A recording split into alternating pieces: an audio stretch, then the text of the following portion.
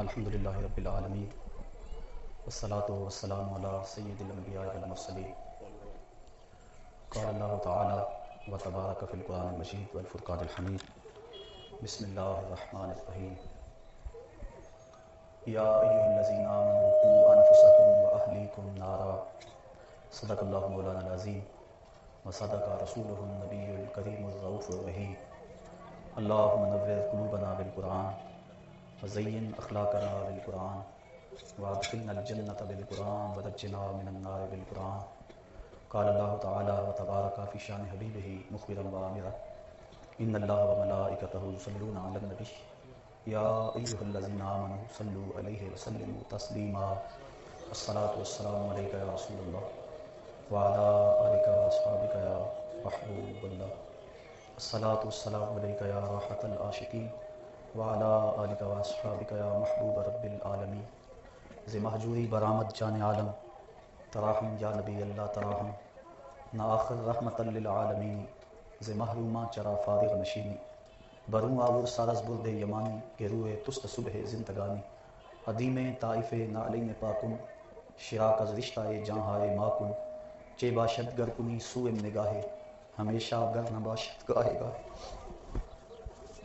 نگاہ یا رسول اللہ نگاہ صد ہزاراں جبریل اندر بشر بہر حق سوئے غریب یک نظر یا رسول اللہ انظر حالنا یا حبیب اللہ اسمع قالنا اننی فی بحر غم مغرق خذ یدی ساحل لنا اشکا لنا یا صاحب الجمال و یا سید البشر من وجهک المنیر لقد نور القمر لا يمکن الثناء کما کان حقہ بعد از خدا بزرگ توئی قصہ مختصر تمام حمد و ثنا تعریف و توصیف اللہ جل مجدہ الکریم کی ذات بابرکات کے لیے جو خالق کائنات بھی ہے اور مالک شش جہات بھی۔ اللہ جل وعلا کی حمد و ثنا کے بعد حضور نبی اکرم شفیع امم رسول محتشم نبی مکرم اللہ کے پیارے امت کے سہارے رب کے محبوب دانائے غیور مالک رقاب امم فخر عرب و عجم والی کون و مکان سیاہ لا مکان سید انس و جان سرور لالا رخاں نیر تاباں سرنشین مہوشاں ماہ خوباں شہنشاہ حسینہ تتمہ دوراں سر خیل زہرہ جمالہ جلوہ صبح ازل نور ذات لم یزل باعث تقویم عالم فخر آدم و بنی عالم نیر بطحہ رازدار ما اوہا شاہد ما طغا صاحب علم نشرہ معصوم آمنہ احمد مجتبیٰ حضرت محمد مصطفیٰ صلی اللہ علیہ وسلم کے حضور ناز میں اپنی عقیدتوں ارادتوں اور محبتوں کا خراج پیش کرنے کے بعد واجب الاحترام ذویل احتشام معزز محترم خواتین و حضرات السلام علیکم ورحمۃ اللہ وبرکاتہ۔ گزشتہ برس رمضان المبارک کے دوسرے جمعہ المبارک کو حقوق والدین کے عنوان سے کچھ گفتگو آپ لوگوں کے گوش گزار کی گئی تھی، اور آج حقوق اولاد کے عنوان سے کچھ باتیں آپ کے گوش گزار کروں گا۔ اللہ تعالیٰ میری زبان پہ کلمۃ الحق جاری فرمائے۔ اولاد اللہ تعالیٰ جل شانہ کی بہت بڑی نعمت ہے، اس کی آرزو اور تمنا ہر شخص کے سینے میں موجود ہے۔ اللہ تعالیٰ نے قرآن مجید کے اندر اولاد کے لیے تڑپتے لوگوں کی کہانیاں بیان فرمائی۔ حضرت حنہ جو کہ حضرت عمران کی بیوی تھی، اپنے گھر کے صحن میں بیٹھی کام کاج میں مصروف ہیں کہ کیا دیکھا کہ صحن میں اگے ہوئے درخت پر ایک چڑیا کا گھونسلہ ہے۔ چڑیا نے بچے نکالے ہوئے ہیں اور باہر سے دانہ دنکا لا کر بچوں کے منہ میں ڈالتی ہے۔ حضرت حنہ اولاد کی دولت سے محروم تھی۔ یہ منظر جب آنکھوں کے سامنے آیا تو کلیجہ پھٹنے لگا۔ فوراً ہاتھ اٹھائے، عرض کی مالک جانوروں کے بچے ہیں اور وہ ان سے پیار کرتے ہیں، اگر مجھے اولاد مل جائے میں تیرے گھر کی خدمت کے لیے اسے وقف کروں گی، بیت المقدس کی خدمت پر معمور کر دوں گی۔ اللہ تعالیٰ نے اپنی بندی کی صدا سن لی، دکھی ہوئی آواز عرش تک پہنچی۔ حضرت حنہ حمل سے ہو گئی۔ جب ولادت کا وقت قریب آیا تو حضرت عمران انتقال کر گئے۔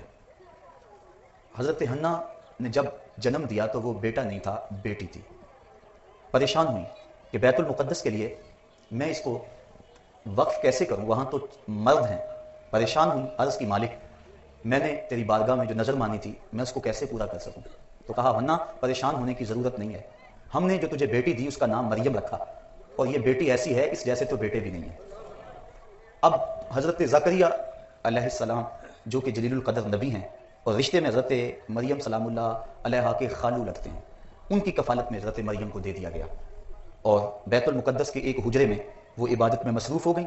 عورت ذات ہیں، حضرت زکریا ان کی حفاظت پہ، ان کی دیکھ بھال کے لیے مامور ہیں۔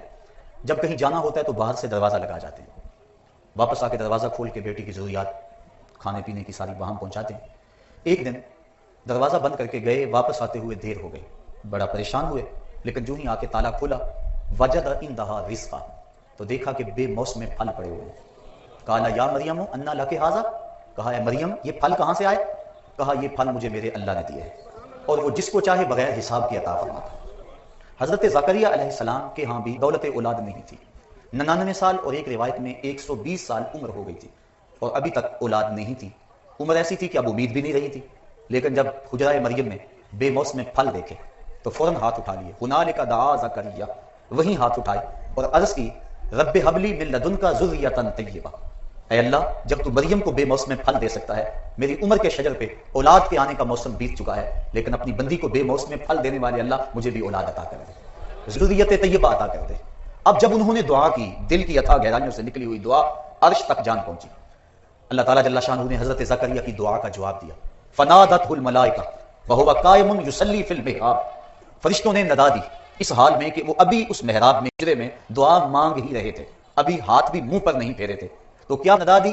ان اللہ یبشرک بیحییٰ، اے زکریا تمہیں مبارک ہو، ہم تمہیں حضرت یحییٰ کی بشارت عطا کریں۔ تو اولاد کے لیے انبیاء علیہ السلام کی تڑپ، ان کی آرزو، ان کی تمنا قرآن مجید کے اندر جا بجا موجود ہے۔ تو اللہ تعالیٰ کی بارگاہ میں اولاد مانگنا، اولاد طلب کرنا، یہ مسنون ہے، انبیاء علیہ السلام کی سنت ہے۔ اولاد کے حقوق کیا ہیں؟ علماء فرماتے ہیں ایک حق اولاد کا ایسا ہے جو ان کی پیدائش سے قبل ہے۔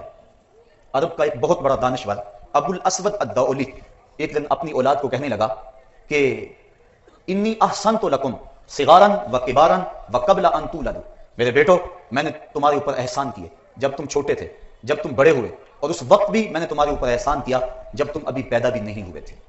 ابو الاسود الدؤلی کو اس کے بیٹے کہنے لگے جب ہم پیدا ہی نہیں ہوئے تھے تو اس وقت آپ نے ہمارے اوپر کیا احسان کیا؟ تو اس نے کہا میں تمہارے لیے ایسی ماؤں کا انتخاب کیا جن ماؤں کی وجہ سے تمہیں گالی نہیں دی جاتی۔ میں ایک شاعر تھا اور شاعر کی طبیعت میں حسن کی طرف رجحان اور میلان ہوتا ہے، میں چاہتا تھا کہ مجھے خوبصورت عورت ملے، لیکن میں نے جب بیوی کی تلاش کی تو ایک خوبصورت عورت کے حوالے سے میں نے تلاش جاری نہیں کی، بلکہ میں نے سوچا میں اپنے لیے ایسی بیوی تلاش کروں جو کل میرے بچوں کی اچھی ماں ثابت ہو سکے۔ تو میں نے یہ وہ احسان ہے جو تمہارے اوپر تمہارے پیدا ہونے سے قبل کیا ہے، اور میں نے عراق کی بہترین عورتوں سے نکاح کیا تاکہ تمہارے لیے وہ بہترین مائیں ثابت ہوں۔ تو اولاد کے حصول سے قبل ان کے لیے اچھی ماں کا انتخاب کرنا یہ اولاد کا پہلا حق ہے۔ آقا کریم علیہ السلام نے ارشاد فرمایا گندگی کے ڈھیر کے اوپر اگے ہوئے سبزے سے بچو۔ صحابہ نے عرض کی حضور گندگی کے ڈھیر کے اوپر اگا ہوا سبزہ کیا ہے؟ آپ نے فرمایا المرأۃ الحسناء فی منبت السوء، وہ ایسی عورت ہے کہ جو برے گھر میں ہے لیکن حسن و جمال میں بہت آگے ہے، اور تم اس کے حسن و جمال کی وجہ سے اس کو اختیار کر لو، لیکن اس کا نسب اور حسب ٹھیک نہ ہو، کل تمہاری اولاد اس کی تربیت کی گود میں آنی ہے تو وہ تمہاری اولاد کی اچھی تربیت نہیں کر سکے گی۔ لہٰذا تم گندگی کے اوپر اگنے والے پودوں سے، اگنے والے سبزے سے اجتناب اور پرہیز کرو۔ تو اپنی اولاد کے لیے ان کی پیدائش سے قبل اچھی ماں کا انتخاب کرنا یہ مستحب ہے۔ آپ نے علماء کی زبان سے کئی مرتبہ یہ واقعہ سنا ہوگا کہ حضرت عمر فاروق گشت کرتے رہتے، لوگوں کے حالات معلوم کرتے رہتے۔ ایک دن ایک عورت اپنے بیٹی کو کہہ رہی تھی کہ بیٹی دودھ میں پانی ملا لو، تو بیٹی نے کہا امیر المومنین کا حکم ہے کہ دودھ میں پانی شامل نہیں کرنا۔ کہا امیر المومنین کب دیکھ رہے ہیں؟ کہا امیر المومنین تو نہیں دیکھ رہے، رب العالمین تو دیکھ رہا ہے۔ تو اس بیٹی کی یہ ادا حضرت عمر فاروق رضی اللہ تعالیٰ عنہ کو پسند آئی، اور اس بیٹی کو پیغام نکاح بھیجا اپنے بیٹے حضرت عاصم رضی اللہ تعالیٰ عنہ کے لیے۔ پھر اس خاتون کی شادی حضرت عاصم بن حضرت عمر فاروق رضی اللہ تعالیٰ عنہ سے ہوئی، اور اس سے اللہ نے ان کو ایک بیٹی عطا فرمائی، اور اس بیٹی سے ایک بیٹا ہوا جس کو دنیا حضرت عمر بن عبد العزیز کے نام سے یاد کرتی ہے۔ تو اچھی ماؤں کی گود میں اچھے بچے پلتے ہیں، اس لیے والدین کے جو فرائض ہیں ان میں سے پہلا فرض اور اولاد کے حقوق میں سے پہلا حق یہ ہے کہ اپنی اولاد کے لیے اچھی ماؤں کا انتخاب کیا جائے۔ آقا کریم نے فرمایا کہ عورت سے نکاح 4 وجہوں سے کیا جاتا ہے، اس کے حسن کی وجہ سے، اس کے مال کی وجہ سے، اس کے حسب النسب کی وجہ سے، اور اس کے دین کی وجہ سے۔ فرمایا تم عورتوں کے ساتھ نکاح ان کے دین کی وجہ سے کرو۔ اگر مائیں دیندار ہوں گی تو کل بچے بھی دیندار ہوں گے، اور اگر مائیں دین بیزار ہوئیں تو بچے دین سے کوسوں دور ہوں گے۔ اس لیے اپنی اولاد کا پہلا حق یہ ادا کرو کہ ان کے لیے اچھی ماؤں کا انتخاب کرو۔ جب اللہ اولاد کی دولت سے مالا مال کر دے، بیٹا ہو یا بیٹی ہو، دونوں اللہ کی نعمتیں ہیں، بیٹا بھی رحمت اور بیٹی بھی نعمت خداوندی۔ کسی پر منہ نہیں بسورنا چاہیے. اور جاہلیت کے زمانے میں بیٹی کو زندہ درگور کر دیا جاتا اور بیٹی کے پیدا ہونے پہ سوگ منایا جاتا اور اس کو زندہ قبر میں گاڑ دیا جاتا. آج بھی ہمارے معاشرے کے اندر یہ قتل عام دوبارہ شروع ہو گیا ہے کہ الٹرا ساؤنڈ کے ذریعے معلوم کر کے اگر بیٹی ہو تو اس کو ضائع کروا دیا جاتا ہے. تو یہ بھی قتل ہے بیٹیوں کا زمانہ جاہلیت کی طرح. بیٹی ہو یا بیٹا ہو دونوں اللہ تعالیٰ کی رحمتیں ہیں اور دونوں پر اظہار مسرت کرنا چاہیے, مبارکباد تہنیت کا پیغام دینا چاہیے اور خوشی کا اظہار کرنا چاہیے. اور جب بیٹا یا بیٹی پیدا ہو تو سب سے پہلا حق یہ ہے کہ ان کے کان کے اندر اذان کہی جائے. دائیں کان میں اذان کہنا اور بائیں میں اقامت کہنا, نماز والی اذان اور اقامت کہنا یہ مسنون ہے. اس طرح سے کہ اذان دینے والا باوضو ہو, اس کا رخ قبلے کی طرف ہو اور بچے کا دایاں کان پہلے سامنے کیا جائے, پھر اس کے بعد بایاں کان سامنے کیا جائے اور اس کے اندر اذان پڑھی جائے, تاکہ بچے کے کانوں میں سب سے پہلی آواز اگر پہنچے تو وہ اللہ اکبر کی آواز ہو. بلکہ کوشش یہ کرنی چاہیے جس ماحول میں بچے کی ولادت ہو رہی ہے, جو خدمت گزار دائیاں اور جو وہاں لوگ موجود ہیں, ان سے بھی کہا جائے کہ کوئی آواز سب سے پہلے اس کے کان میں نہ پڑے. دائی کی آواز, مبارکباد کی آواز, کوئی آواز نہ پڑے. سب سے پہلی آواز اگر بچے کے کان میں پڑے تو وہ اللہ اکبر کی آواز پڑے. ہر بچہ فطرت اسلام پہ پیدا ہوتا ہے. آقا کریم نے ارشاد فرمایا کل مولود یولد علی الفطرہ فابواہ یہودانہ او یمجسانہ او ینصرانہ. ہر بچہ فطرت اسلام پہ پیدا ہوتا ہے. اب اس کے ماں باپ اس کو یہودی, عیسائی اور مجوسی بناتے ہیں. اس لیے جب بچہ پیدا ہو تو اس کے کان کے اندر اللہ اکبر کی صدا پہنچے, وہ جان جائے کہ میں حضور کے غلاموں کے گھروں میں آیا ہوں اور حضور کی غلامی مجھے نصیب ہوئی ہے. اور آج ماہرین اس بات کو بیان کرتے ہیں کہ پہلی آوازیں بچپن میں جو بچے کے کانوں میں پڑتی ہیں وہ ان کا فہم نہیں رکھتا, لیکن اس کے باوجود ساری زندگی وہ ان آوازوں سے مانوس رہتا ہے اور اس کے اثرات اس کے دل میں اترتے ہیں. تو بچے کے کانوں میں سب سے پہلے اللہ کی بڑائی کی اور حضور علیہ السلام کی گواہی کی آواز پڑے. پھر بچے کو تحریک دینا, گٹی جس کو کہا جاتا ہے, یہ بھی مسنون ہے. موجودہ دور میں کچھ ڈاکٹر اس کی مخالفت کرتے ہیں, لیکن گٹی کے جو فوائد ہیں اس پر بھی ماہرین نے گفتگو کی ہے. اس سے بچے کو بہت سارے فوائد ملتے ہیں اور بچہ فصیح ہوتا ہے. وہ شہد یا کھجور لے کے بچے کے تالو پر اس کو مل دیا جائے اور پورے منہ میں اس کو پھیلا دیا جائے, اور اگر کوئی اچھا اور نیک آدمی گٹی دے تو یہ ایک اچھی اور نیک فعل ہے. بچہ جب 7 دن کا ہو تو اس کا عقیقہ کرنا مسنون ہے. بچے کے لیے 2 جانور اور بیٹی کے لیے 1 جانور, وہی شرائط جو قربانی کے جانور کی شرائط ہیں, ان کے ساتھ اس کو عقیقہ کر دیا جائے. اور عقیقے کا جو گوشت ہے کوشش کریں اس کی ہڈیاں نہ توڑیں, بلکہ اس کو کچا تقسیم کر دیں. اگر اس کو پکا کے بھی تقسیم کریں گے تو یہ بھی شرعاً درست اور جائز ہے. بچے کے سر مونڈ دیے جائیں اور بالوں کے وزن کے برابر چاندی یا اس کی قیمت راہ خدا میں خیرات کی جائے. اور جو بال ہیں وہ ضائع نہ کیے جائیں, کسی گندگی کے ڈھیر پہ نہ پھینکے جائیں, بلکہ ان کو کسی پاکیزہ جگہ پہ دفن کر دیا جائے. یہ صرف بچے کے بالوں کا مسئلہ نہیں, ہر انسان کے بال ہوں یا ناخن ہوں, یہ انسان کے جسم کا جز اور حصہ ہیں. ان کو کٹوا کے یوں ہی نہیں پھینکنا چاہیے, بلکہ یہ انسان کی عزت اور تکریم ہے کہ اس کو کسی پاک جگہ پہ رکھنا چاہیے یا دفن کر دینا چاہیے. اس کے بعد بچے کے ختنے 7 دن کرنا یہ بھی مسنون ہے. بچہ کمزور ہو تو اس کے ختنوں کا وقت آگے بھی لے جایا جا سکتا ہے, لیکن علماء نے یہ تصریح کی ہے کہ بلوغت سے قبل ختنے کر دیے جائیں, اس لیے کہ جو پردہ ہے وہ واجب ہے اور ختنے مسنون ہیں.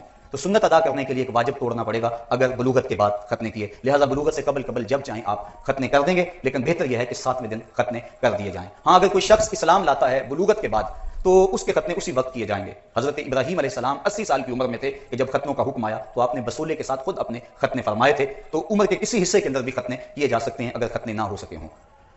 پھر اچھا نام رکھ دینا, یہ 7ویں دن اگر نام رکھ دیں تو یہ مسنون ہے. اس سے قبل نام رکھنا بھی جائز ہے, لیکن مسنون یہ ہے کہ 7ویں دن نام رکھا جائے. اور آقا کریم نے ارشاد فرمایا تسموا باسماء الانبیاء, اپنے بیٹوں کے نام نبیوں کے ناموں پہ رکھیں. اور پھر فرمایا احب الاسماء, بہترین اور محبوب ترین اسماء جو ہیں وہ اللہ کے ہاں وہ عبداللہ اور عبد الرحمن ہیں. اور پھر یہ بھی ارشاد فرمایا کہ بہترین نام حمام اور حارث ہیں. حمزہ نام کی فضیلت بھی احادیث کے اندر موجود ہے. اور یہ بھی ارشاد فرمایا تسموا باسمی, میرے نام پہ اپنے بچوں کے نام رکھو. اور علماء نے ارشاد فرمایا جس دسترخوان پہ محمد نام کا بچہ ہوگا وہاں بے برکتی نہیں آئے گی. تو جب اللہ اولاد دے تو کسی کا نام حضور کے نام پر محمد یا احمد رکھ دینا چاہیے. اور ایک حدیث کے بابرکت کلمات ہیں, آقا کریم نے فرمایا اگر تم اپنے بیٹے کا نام محمد رکھو تو پھر اس کی عزت بھی کرو. اور سیرت حلبیہ کے اندر امام برہان الدین حلبی لکھتے ہیں کہ قیامت کے دن اللہ تعالیٰ جل شانہ آواز دے گا یا محمد صلی اللہ علیہ وآلہ وسلم, تو محمد نام کے جتنے لوگ ہیں وہ اس آواز پہ دوڑ پڑیں گے اور اللہ تعالیٰ فرمائے گا میں نے تمہیں تو نہیں بلایا, میں نے تو اپنے محبوب کو بلایا. عرض کریں کہ مالک چونکہ ہمارا نام یہ تھا لہٰذا ہم اس پکار پہ چلے آئے. اللہ ارشاد فرمائے گا چلو آ گئے ہو, اب جنت تمہارا راستہ ہے. تو اس طرح اپنے بچے کا جو نام ہے وہ بابرکت نام رکھا جائے. ان الاسماء تتنزل من السماء, آسمان سے اسماء کی تاثیرات اترتی ہیں. آج اس موجودہ دور کے اندر لوگ اس خواہش میں ہوتے ہیں کہ ایسا نام رکھا جائے جو آج تک نہ کسی کا رکھا گیا ہو اور نہ سنا گیا ہو. یہ جدت کی خواہش انسان کی فطرت تو ہے, لیکن لوگ اس خواہش کے تحت ایسے نام رکھ دیتے ہیں کہ جن ناموں کا کوئی معنی اور کوئی مقصد بھی نہیں ہوتا ہے. محمل الفاظ بچوں کے نام رکھ دیے جاتے ہیں. صحابہ کے نام پہ نام رکھے جائیں, انبیاء علیہ السلام کے ناموں پہ نام رکھے جائیں. پھر کچھ ناموں سے منع کیا گیا جن ناموں میں خود نمائی ہو. ان ناموں سے منع فرمایا گیا، جس طرح برہ نام سے حضور نے منع فرمایا. اسی طرح جو دشمنان خدا و رسول کے نام ہیں ان ناموں سے منع فرمایا گیا، وہ نام نہ رکھے جائیں. ہمارے معاشرے کے اندر کیسر اور پرویز یہ دو نام رکھے جاتے ہیں، حالانکہ یہ وہ بدبخت ہیں، ان میں سے پرویز نے میرے آقا کا خط پھاڑا تھا. اس لیے ایسے اگر نام کسی کے ہیں تو ان کو فوری یہ نام بدل دینے چاہیے اور اللہ اس کے رسول کی ناراضگی مول نہیں لینی چاہیے. تو اچھے نام رکھنے کی برکتیں یقیناً ظاہر ہوتی ہیں. جب بچے کی عمر 7 سال ہو جائے تو آقا کریم نے ارشاد فرمایا کہ مرو اولادکم بالصلاۃ وہم ابناء 7 سنین وضربوہم علیہا وہم ابناء 10 سنین وفرقوا بینہم فی المضاجع. فرمایا جب تمہارے بچوں کی عمر 7 سال کو پہنچے تو ان کو نماز کی طرف کھینچ کے لے جاؤ، انگلی لگا کر مسجد کا راستہ دکھاؤ، بچیوں کے لیے گھروں میں مصلے بچھواؤ، اور اگر 10 سال کے ہو جائیں اور نماز نہ پڑھیں تو فرمایا ان کو مار کر نماز پڑھاؤ. بچے کو دین کے لیے تنبیہ کرنا، اس کو مارنا، شریعت نے اس کی اجازت دی ہے. والد کو تاکید کی کہ وہ دیوار کے ساتھ کوڑا لٹکا کے رکھے اور بچوں کو اللہ سے ڈرائے. یہ جو سکولوں کی دیواروں کے اوپر اب لکھا ہوا ہے کہ مار نہیں پیار، یہ شریعت کی روح کے منافی ہے. استاد کی مار کے اندر بھی پیار ہوتا ہے اور بچے کو وہ تہذیب سکھاتا ہے. اس طرح تو بچے آوارہ مزاج ہو رہے ہیں. اگر استاد کا یا والدین کا ڈر نہ ہو تو وَضْرِبُوهُمْ کے لفظ کتب حدیث میں موجود ہے کہ ان کو مارو، اور جب وہ 10 سال کے ہو جائیں تو ان کے بستر بھی الگ کر دو، کیونکہ اس وقت وہ بلوغت کے قریب پہنچ جاتے ہیں، لہٰذا اس وقت ان کے بستر الگ الگ کر دیے جائیں تاکہ ممکنہ خرابی سے بچا جا سکے. جس طرح بچہ پیدا ہوتا ہے تو سب سے پہلے اس کے کان کے اندر اللہ کی بڑائی کی آواز پہنچانا مسنون ہے. اس طرح جب بچہ بولنے لگے اور اس کی زبان فصیح ہونے لگے تو حدیث میں آتا ہے سب سے پہلے اس کے لبوں پہ لا الہ الا اللہ جاری کرو. وہ سنے تو سب سے پہلے اللہ اکبر کی صدا، اور وہ بولے تو سب سے پہلے لا الہ الا اللہ کی صدا، اور اس کے بعد محمد رسول اللہ سکھاؤ، اس کے بعد آیت الکرسی سکھاؤ، اس کے بعد سورہ حشر کی آخری 3 آیتیں سکھاؤ، اور پھر اس کے بعد فرمایا علموا رجالکم سورۃ المائدہ وعلموا نساءکم سورۃ النور. اور جو مرد ہیں لڑکے ہیں انہیں سورہ مائدہ سکھاؤ، اور جو لڑکیاں ہیں انہیں سورۃ النور سکھاؤ. اور پھر آقا کریم علیہ السلام نے یہ بھی ارشاد فرمایا کہ اپنی اولاد کو کتابت سکھاؤ، علموہ الکتابہ، ان کو کتابت سکھاؤ، لکھنا سکھاؤ، والسباحہ، اور ان کو تیرنا سکھاؤ، والرمایا، اس کو تیر اندازی سکھاؤ، اور ایک روایت میں ہے گھڑ سواری سکھاؤ، ان کو گھوڑے پہ بیٹھ کے سفر کرنا ان کو سکھاؤ، اور فرمایا ان کو سوائے پاکیزہ کے کوئی اور رزق نہ دینا. یہ تمہارا تحفہ ہے جو تم اپنی اولاد کو دے سکتے ہو. حضرت امام حسن مسجد نبوی میں آئے، کھجوروں کا ڈھیر پڑا ہوا تھا، تو ایک کھجور انہوں نے اٹھا لی اور صدقے کی کھجوریں تھیں انہوں نے پکڑ کے اپنے منہ میں ڈال لی. آقا کریم حلق میں انگلی ڈال کر اس کھجور کو نکالتے ہوئے کہا کخن کخن، اور یہ تنبیہ کا جملہ ہے. فرمایا ہم صدقہ نہیں کھایا کرتے تو اولاد کو مشکوک رزق سے بھی اور حرام رزق سے بھی بچایا جائے تاکہ کل وہ اسلام کی خدمت میں وہ اولاد کام آ سکے. حضرت ابو درداء کا واقعہ آپ نے کئی بار سنا، علماء بیان فرماتے ہیں کہ صبح فجر کی نماز پڑھتے ہیں تو بھاگ جاتے ہیں. ایک دن آقا کریم نے کہا ابو درداء کاہے کی جلدی ہوتی ہے؟ عرض کرتے ہیں حضور ہمارے ہمسایوں کے گھر میں کھجور کا ایک لمبا اونچا درخت ہے جس کا جکاؤ کچھ میرے ویڑے کی طرف ہے، اور آج کل ٹھنڈی ہوائیں مدینے میں صبح سلامی دینے آتی ہیں، کھجوروں کے پکنے کا موسم ہے، کچھ کھجوریں ٹوٹ کے میرے ویڑے میں گر پڑتی ہیں، میں اس لیے جلدی چلا جاتا ہوں کہ بچوں کے اٹھنے سے قبل وہ کھجوریں اٹھا کے ہمسائے کے گھر میں پھینک دوں، کہیں میرا بچہ کوئی کھجور اٹھا کے کھا نہ لے. اور ہماری سڑک سے گنے کی ٹرالی گزر کر تو دیکھے، ہم کہتے ہیں بڑا دلیر نکلا بچہ، کتنے گنے کھینچ لایا. اس کی حوصلہ شکنی کرنی چاہیے اور اس کے رزق حلال کا اہتمام اور انتظام کرنا چاہیے تاکہ اس کی بہتری ہو.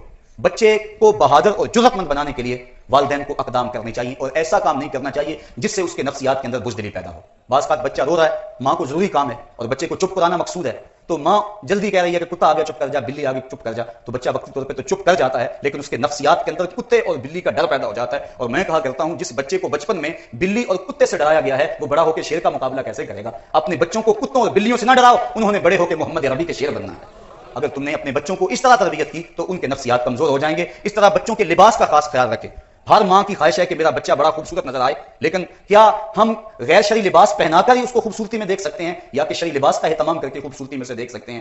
چھوٹے بچوں کو چاندی کے کنگن اور سونے کی انگوٹھیاں وغیرہ پہنانا درست نہیں ہے. تحفے کے طور پہ اگر لوگ دیں تو ان کو رکھ لیں، سنبھال لیں، کسی اور مصرف میں لے آئیں. اور بچوں کو چونکہ منع کیا گیا ہے سونا چاندی پہنانا، بچیوں کو پہنائیں اور بچوں کو پہنانے سے گریز کریں. اور ان کا لباس جو ہے اس کے اوپر مختلف جو ہے وہ تصویریں چھپی ہوئی ہوتی ہیں، جبکہ حدیث میں آتا ہے جس گھر میں جنبی کتا یا تصویر ہو اس گھر میں رحمت کا فرشتہ نہیں آتا. اس لیے اس بچے سے رحمت کا فرشتہ دور ہو جائے گا. اس کو سادہ لباس پہنائیں، وہ لباس پہنائیں جو اللہ اس کے رسول کو پسند ہے، جو پردہ بھی اور زینت بھی ہو اور جس سے حسن بھی جھلکتا ہو. اور ظاہر ہے کہ حضور کے طریقے سے بڑھ کر اور حسن کہاں ہو سکتا ہے.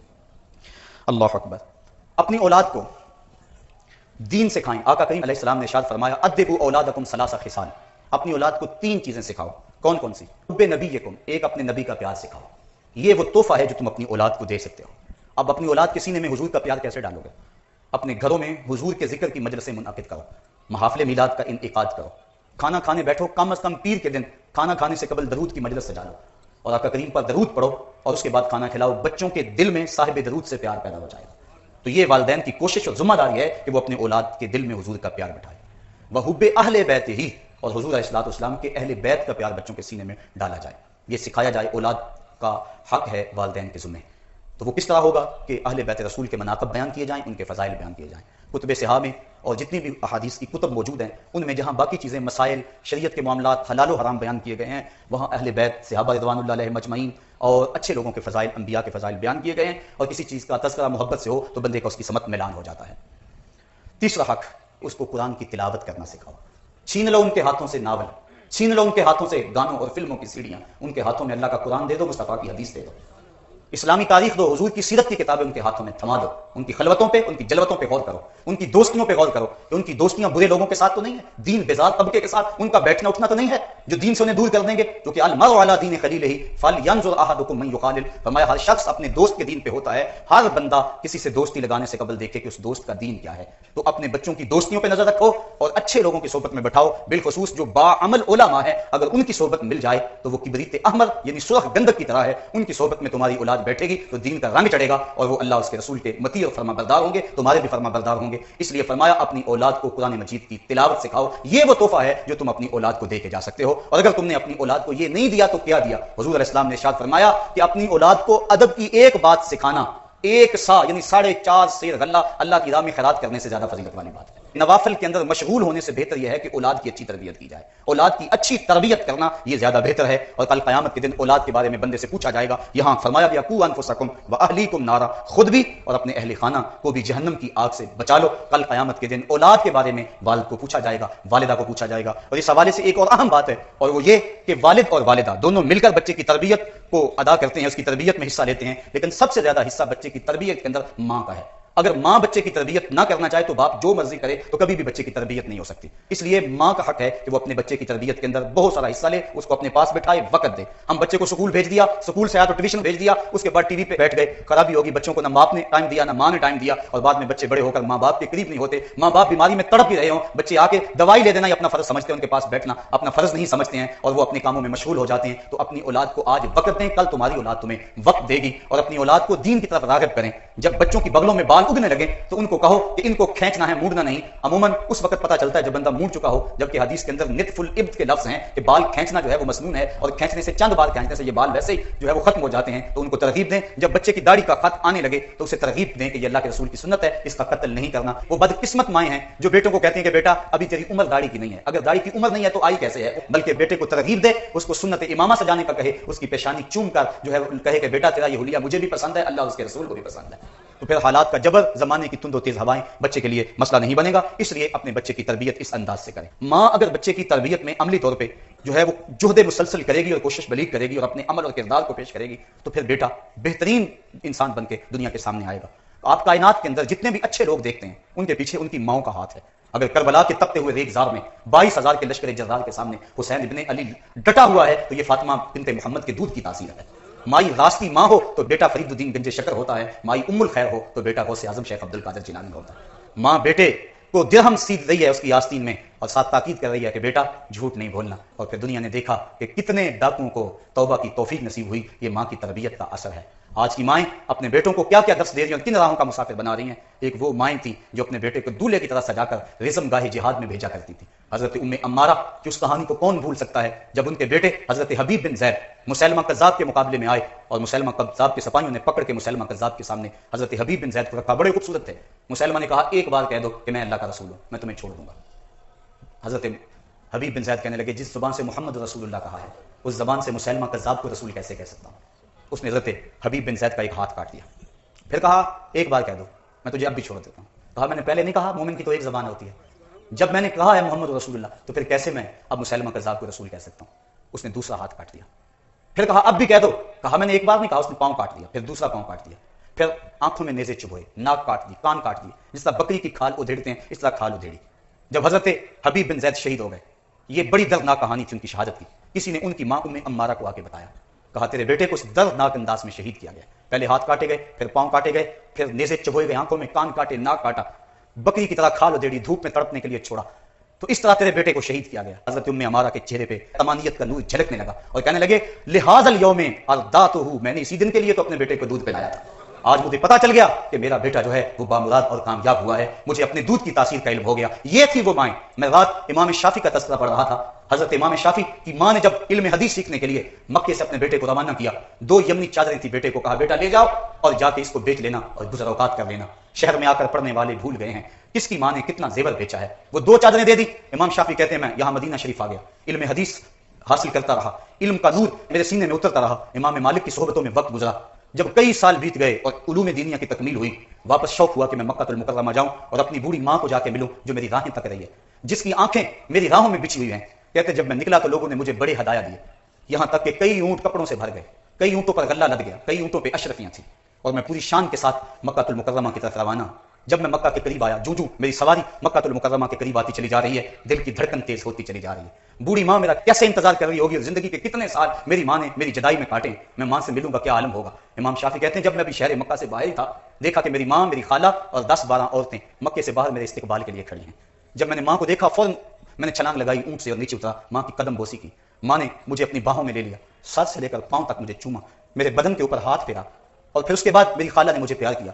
میری ماں ایک سمت ایک ریت کے ٹیلے پہ بیٹھ گئی، مجھے اپنی ماں کے چہرے پہ افسردگی نظر آئی۔ میں نے کہا امی کیا بات ہے کہ تمہارے چہرے پہ افسردگی ہے؟ میری ماں کہنے لگی بیٹا شافی، میں نے جب تجھے گھر سے رخصت کیا تھا تو 2 یمنی چادریں کل اثاثہ تھی میرا، میں نے وہ تجھے دیا تھا۔ میرا خیال تھا تو اللہ کے رسول کی حدیث کا نور لے کے سینے میں واپس پلٹے گا۔ میں یہ کیا اونٹ دیکھ رہی ہوں جس کے اوپر غلہ لدا ہوا ہے، جس کے اوپر پالچے لدے ہوئے ہیں، جس کے اوپر جو ہے وہ اشرفیاں لدی ہوئی ہیں۔ میں نے تجھے دنیا دار بنانے کے لیے تو نہیں بھیجا تھا، میں نے تجھے محمد عربی کا غلام بنانے کے لیے بھیجا تھا۔ امام شافعی کہتے ہیں جب میں نے اپنی ماں کی یہ تڑپ دیکھی، میں نے کہا امی بتاؤ میں کیا کروں؟ کہا جو بھوکے ہیں انہیں غلہ دے دو، جو ننگے ہیں انہیں کپڑے دے دو، جو پیادہ ہیں انہیں سواریاں دے دو۔ کہتے ہیں میں نے وہیں کھڑے کھڑے سب کچھ لٹا دیا۔ اس کے بعد میں ماں کے ساتھ چل دیا، راستے میں میرا کوڑا گرا، ایک لونڈی نے اٹھا کے مجھے دیا، میری جیب میں صرف 15 درہم رہ گئے تھے، میں نے 5 درہم اس کو دیے۔ میری ماں نے کہا شافی اب بھی تیرے پاس پیسے موجود ہیں؟ میں نے کہا امی 15 درہم، میں کہا دے دو، میں نے وہ 15 درہم اس کو دے دیے۔ امام شافعی فرماتے ہیں کہ جب میں جا کے اس جھونپڑے میں پہنچا جس جھونپڑے سے میں 2 یمنی چادریں لے کے رخصت ہوا تھا، تو میری ماں نے ان ریت کے ذروں پہ پیشانی رکھ دی۔ اے اللہ، میں نے اپنے بیٹے شافی کو تیرے دین کے لیے وقف کیا تھا، میرے پاس 2 چادریں میری زندگی کا کل سرمایہ اور اثاثہ تھا، بیوہ عورت کے پاس یہی کل کائنات تھی، میں نے تیری راہ میں لٹا دی۔ اے اللہ، اب شافی پلٹا ہے تو اس کے پاس کوئی چیز موجود نہیں ہے، ہاں تیرے محبوب کی حدیث کا نور اس کے سینے کے اندر بھرا ہوا ہے۔ اے اللہ، شافی کو قبول کر لے اور اس کو دین کی خدمت کی توفیق عطا کر دے۔ امام شافعی کہتے ہیں میں جو کچھ بھی ہوں ماں کی دعاؤں کا روت ہوں، میری زندگی تیرے پیار کا انعام ہی تو ہے۔ تو صاحبو، وہ لوگ جنہوں نے اپنی زندگی کے شب و روز ان راہوں پہ گزارے اور اپنی اولاد کی اچھی تربیت کی، وہی لوگ کامیاب اور بامراد ہیں۔ آؤ اپنی اولاد سے ہمدردی یہ ہے کہ انہیں جہنم کے شعلوں سے بچایا جائے۔ اولاد کے لیے ماں باپ کیا نہیں کرتے، سب کچھ بیچ ڈال دیتے ہیں کہ اس کا مستقبل ٹھیک ہو جائے، یہ ڈاکٹر بن جائے، یہ انجینئر بن جائے، اپنے سارے اثاثے بیچ دیتے ہیں تاکہ اس کا مستقبل ٹھیک ہو جائے۔ کس مستقبل کی بات کر رہے ہو جو 10 15 20 سال کا ہے؟ 45 سال تو ایوریج زندگی ماہرین نے نکالی ہے، 50 سال لگا لو، 30 سال تک پڑھتے پڑھتے گزر گئی، باقی 20 سال بچے، اس کو مستقبل کہہ رہے ہو اور اس کے لیے سب کچھ بیچ دیا، سب کچھ لٹا دیا اس مستقبل کے لیے۔ تو جو مستقبل نہ ختم ہونے والا ہے، جس مستقبل کی کوئی نقطہ انجامی جس کا نہیں ہے، تو اس کے لیے بھی اپنی اولاد کو کیا تم نے کچھ دیا؟ اس کو نیکی کی راہوں پہ ڈالا؟ کیا وہ اولاد اگر حرام کماتی ہے تو جہنم کی آگ میں نہیں جلے گی؟ اگر نماز چھوڑتی ہے تو اللہ کے قہر و غضب کی وہ اولاد مستحق نہیں ہوگی؟ تو اپنی اولاد کے اصلی مستقبل کے لیے تگ و تاز کرو اور اپنی اولاد کو دین کی راہوں پہ ڈالو، ان کی انگلی پکڑ کے انہیں مسجد کا گھر دکھاؤ، اپنے گھروں میں مصلی بچھاؤ، سحری کے وقت اٹھ کے نوافل پڑھو تاکہ تمہاری اولاد کو تمہیں دیکھ دیکھ کے دین کی راہیں ملیں اور وہ دین کی سمت آ جائیں، ان کی زندگی کے اندر قرآن کا نور آ جائے، ان کی زندگی کے اندر اسلام کی بہاریں آ جائیں۔ وہ مائیں جو اپنی اولادوں کی تربیت دین کے مطابق کرتی تھیں، آج ان ماؤں کے نام ہی روشن ہیں، ماؤں کے نام ہی زندہ ہیں، اور جنہوں نے اپنی اولادوں کو خوبصورتی میں دیکھنا تو چاہا لیکن ان کو دین نہ دیا، تو مرنے کے بعد وہ بیٹے تو ان کے لیے ہاتھ دعا کا بھی نہیں اٹھا سکتے ہیں۔ آئیے میں اور آپ اپنی اولادوں کو دین کا مسافر بنائیں، یہی کامیابی ہے، یہی بامرادی ہے۔ اللہ مجھے آپ کو اپنی راہوں کا مسافر رکھے، دنیا آخرت کی بہتریاں ہمارا مقدور کرے۔ ادارۃ المصطفیٰ پاکستان لویاں والا کی جانب سے سلسلہ درس قرآن کا ملک کے طول و عرض کے اندر تقریباً 60 مقامات پہ جاری و ساری ہے۔ اپنی اولادوں کو، اپنے بچوں کو درس قرآن کے اس پھیلے ہوئے وسیع سلسلے کے اندر منسلک کریں تاکہ وہ قرآن کے نور سے آگہی حاصل کریں۔ آپ خود بھی آئیں، جمعۃ المبارک کے نور برساتے لمحوں کے اندر اپنی اولادوں کو ساتھ لے کر آئیں اور ان کو دین کی راہوں کا مسافر بنائیں۔ اللہ مجھے آپ کو اپنی راہوں کا مسافر بنائے، ہمیں اپنی اولادوں کی دین کے مطابق تربیت کرنے کی توفیق نصیب فرمائے۔ وآخر دعوانا ان الحمدللہ رب العالمین۔